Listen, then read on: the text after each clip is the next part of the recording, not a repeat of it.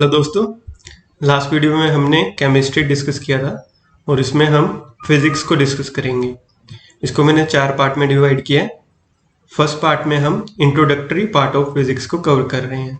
चलिए स्टार्ट करते हैं। फिजिक्स का मतलब क्या है। जब आप एनर्जी, मैटर और उनका आपस में इंटरेक्शन को स्टडी कर रहे हो तो वो होता है फिजिक्स। लेकिन जब आप उसकी केमिकल कंपोजिशन को स्टडी करोगे तो वो होता है केमिस्ट्री। अब फिजिक्स को आप हर जगह फील कर सकते हो। जब आप कॉफी पीते हो तो आप फील करते हो कि थोड़े टाइम के बाद कॉफी ठंडी हो रही है।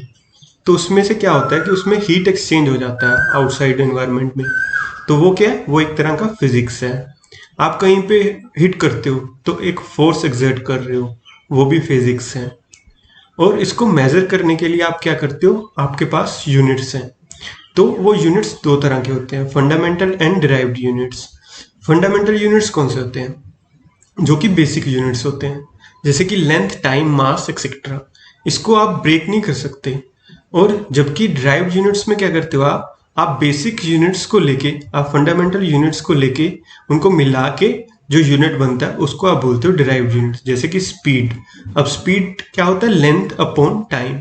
और एक्सेलरेशन क्या होता है, एक्सेलरेशन होता है लेंथ अपॉन टाइम स्क्वायर। और मीन्स जो आप बेसिक यूनिट्स को यूज करके बना रहे हो उसको हम बोलते हैं डिराइव्ड यूनिट्स। एरिया में आप क्या करते हो, area is equal to length into width. तो इसको आपने याद रखना है।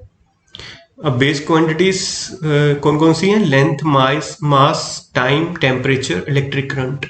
और डिराइव्ड क्वांटिटीज कौन सी हैं? जो बेसिक क्वांटिटीज को यूज करके बनी है, जैसे कि volume, length, width into height. Density क्या होता है, मास पर यूनिट वॉल्यूम। वेलोसिटी क्या होता है, वेलोसिटी होता है आपका length upon time. Force is equal to mass into acceleration, इसको आप न्यूटन भी बोलते हो। और एक्सेलरेशन क्या है, एक्सेलरेशन है rate of change of speed. अब आप क्या करते हो, आपको क्वेश्चन पुट किया जाता है कि जैसे कि नैनो की वैल्यू कितनी है, 10⁻⁻⁹।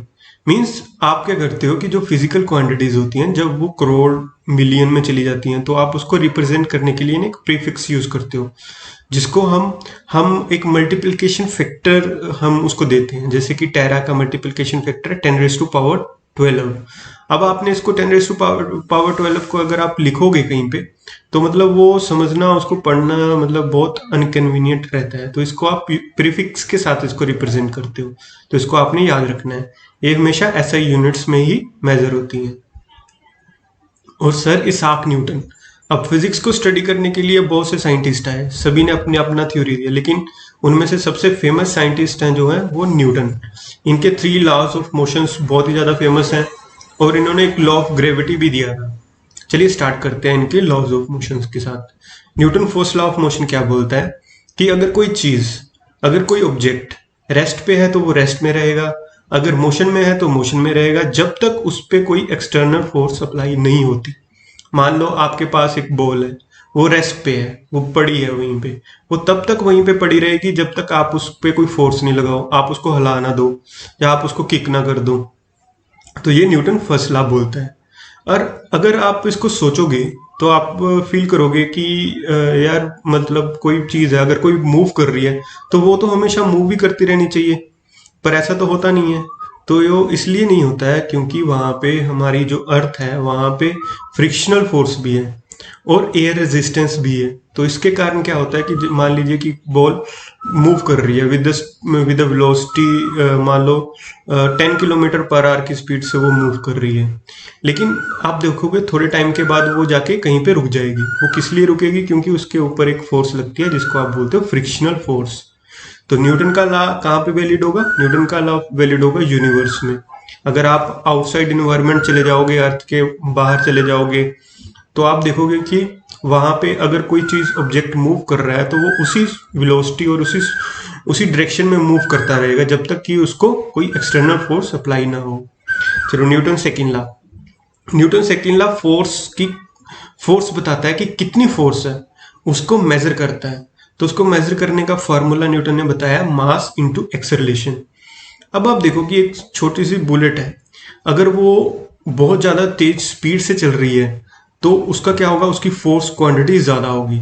जबकि आप एक दूसरा एग्जांपल लो, आप एक बहुत हैवी चीज है, जैसे कि एक माउंटेन है, उसके ऊपर क्या होता है, उसको आप बहुत सालों तक ऑब्जर्व करते हो तो उसमें क्या होता है कि उसमें एक वो नीचे की तरफ एक फोर्स लगा रही है। तो वो फोर्स क्यों लगा रही है? क्योंकि उसके मास के कारण। अब वो फोर्स भी ज्यादा है और एक बुलेट एक्सर्ट कर रही है जो फोर्स, वो भी बराबर है। तो force is equal to mass into acceleration. अगर मास ज्यादा होगा तो भी फोर्स ज्यादा होगी, अगर एक्सेलरेशन ज्यादा होगी तो भी फोर्स ज्यादा होगी। चलो, न्यूटन थर्ड लॉ क्या बोलता है कि जितनी आप फोर्स किसी ऑब्जेक्ट पे लगाते हो उतनी ही फोर्स वो ऑब्जेक्ट आपके ऊपर लगाता है। मान लीजिए कि आप वॉल को पुश करते हो, दीवार को पुश करते हो, तो दीवार भी आपको उतना ही पुश करेगी। ये न्यूटन थर्ड लॉ बताता है। और इसका यूज कहाँ पे हुआ है? इसका यूज जैसे रॉकेट्स में होता है। अब रॉकेट में आप देखोगे जब आप उसको लॉन्च कर रहे होते हैं तो वो क्या करते हैं, उसमें बहुत सारा आप देखोगे कि हीट हीट उसको पहले, मतलब रॉकेट के नीचे ना बहुत सारे मतलब रिएक्शंस होते हैं, जो आप उसमें फ्यूल होता है उसको जलाते हो तो फ्यूल क्या करता है कि नीचे की तरफ थ्रस्ट प्रोड्यूस करता है, नीचे की तरफ फोर्स लगाता है। तो जो नीचे आपकी धरती है तो वो क्या करती है, वो उसको उतनी डायरेक्शन में ऊपर पुश करती है, इसीलिए रॉकेट का लॉन्च होता है। तो न्यूटन थर्ड लॉ वहां पे, मतलब आप इसको इसको बहुत सारे इसके एग्जांपल्स हैं जिसके जिसके साथ आप इसको समझ सकते हो। Newton first law, second law मैंने जैसे आपको बताया था, थर्ड लॉ भी मैंने आपको बताया। और इसमें अब आपको तीनों लॉ मैंने क्लियर कर दिए हैं, लेकिन इसमें कुछ की पॉइंट्स हैं जो जिसको आपने याद रखना है, जैसे कि इनर्शिया। इनर्शिया क्या होता है? इनर्शिया होता है जैसे tendency of an object to resist changes in its state of motion. अब मान लो कि जैसे एक टाइटैनिक का जहाज था, वो क्या था, भी उनको पहले पता लग गया था कि वो आगे जाके टकराने वाला है, लेकिन वो उसकी डायरेक्शन को चेंज नहीं कर पाए। वो क्यों नहीं चेंज कर पाए? क्योंकि वो एक पर्टिकुलर इनर्शिया में मूव कर रहा था, जो कि डिपेंड करता है उसके मास के साथ। मान लो कि एक मोटा मोटा आदमी है, वो बहुत तेजी से भाग रहा है, तो उसको वो वो भागता रहेगा, उसको स्टॉप करने के लिए बहुत ज्यादा फोर्स चाहिए। जबकि एक पतला बंदा अगर भाग रहा है तो उसको स्टॉप करने के लिए आपको उतनी फोर्स नहीं चाहिए। तो इनर्शिया क्या होता है कि मास मूवमेंट, मोमेंटम एक तरह का। और एक्सेलरेशन क्या होता है? आप एक गाड़ी चला रहे हो और एक्सेलरेटर पे पैर रखते हो तो क्या होता है, एकदम से स्पीड बढ़ जाती है। तो rate of change of speed और velocity is called acceleration. Velocity क्या है? वेलोसिटी क्या है कि आप देखोगे कि अब ट्रेन में बैठे हो, ट्रेन में क्या होता है कि आप एक डायरेक्शन में जा रहे हो और एक टाइम में देखते हो कि आप एक स्टेशन को कवर करने के लिए कितना टाइम ले रहे हो, तो उसको हम बोलते हैं velocity. Rate of change of position along with straight line with respect to time. और फोर्स क्या होता है? पुश और पुल। तो ये एक इंट्रोडक्टरी पार्ट था फिजिक्स के बारे में। मैं होप करता हूँ कि आपको ये वीडियो अच्छा लगा होगा। Thank you.